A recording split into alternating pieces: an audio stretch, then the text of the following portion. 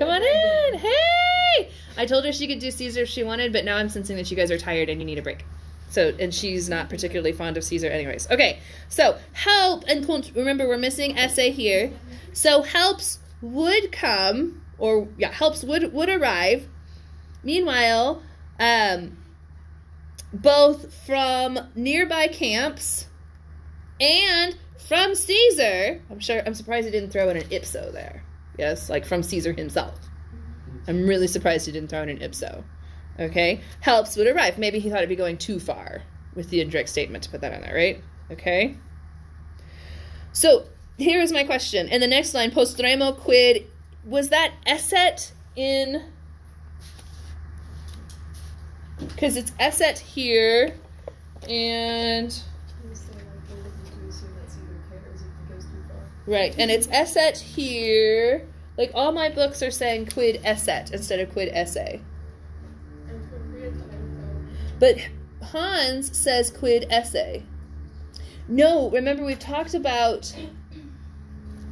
So this is really interesting. So I have like... I have two other versions that all say that this should be esset. Okay? But Hans...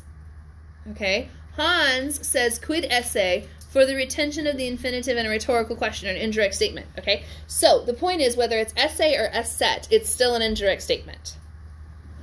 Whether it's still a question. Yes, indirect question. All right? So, but.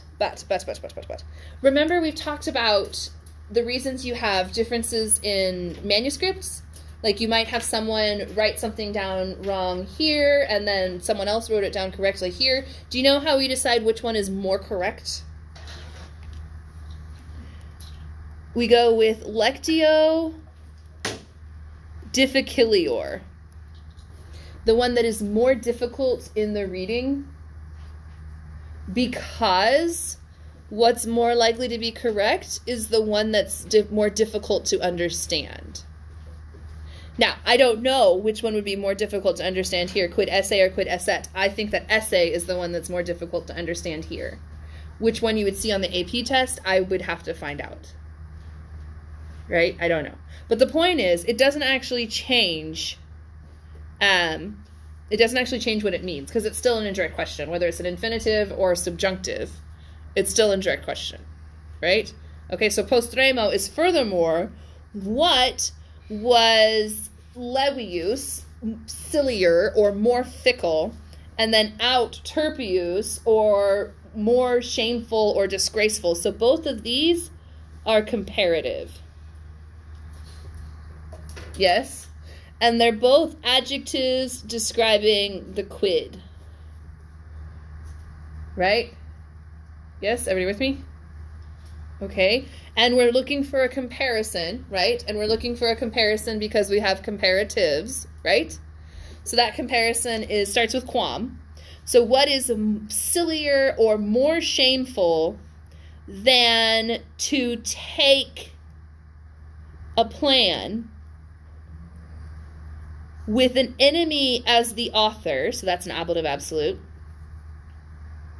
about the highest matters? Okay, so what do you guys think about that speech? Is that a good persuasive argument?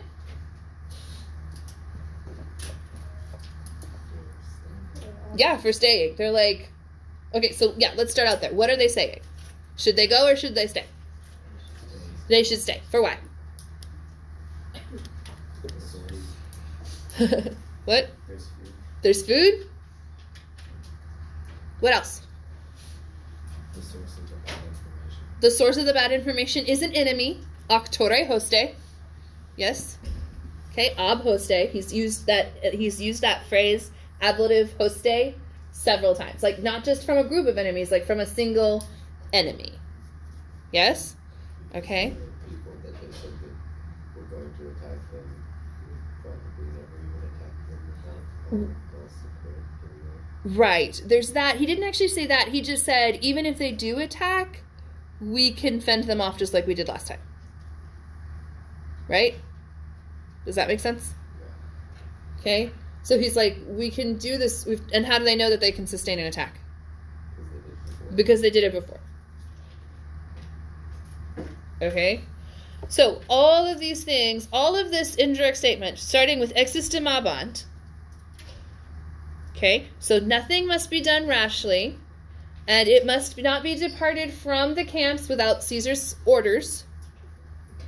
Okay?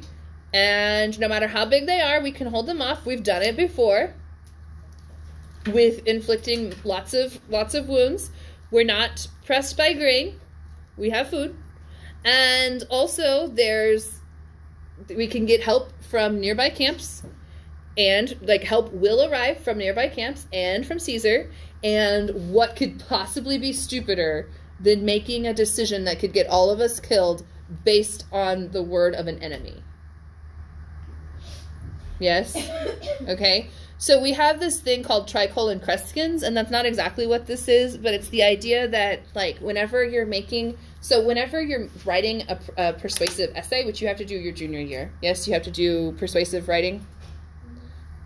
Yeah, analytical writing, like persuasive writing. Every other time you're doing more like rhetorical, but you do like a persuasive argument, right? It's one of the things you have to learn how to do. One of the things that I don't know if they tell you or not is you should start with your weakest point of evidence and work towards your strongest.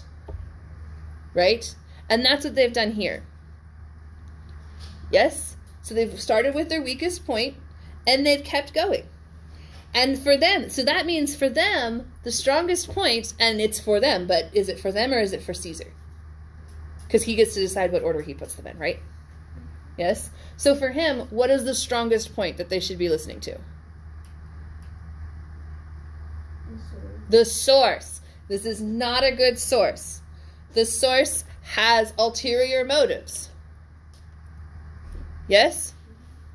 Okay. Now, it's interesting to note, before we move on to chapter 29 next week, that Sabinus actually did a similar thing with the Gauls, where he sent a supposed deserter to the Gallic camp who lied to them and said, the Romans have deserted their camp. You should go and take over their camp. And the Gauls are like, okay, we'll go do that. And so they come up and, let's see. Hang on. Let me find this. I'm messing this up. I'm going to have to read it to you. I was trying to do it off the top of my head and it wasn't working. Give me a second. Okay.